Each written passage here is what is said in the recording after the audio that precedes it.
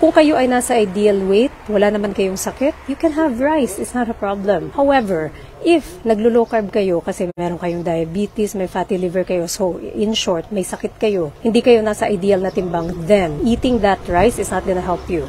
Kasi yung isang less than 1 cup ng rice, kahit mapa-brown yan, has ilan po?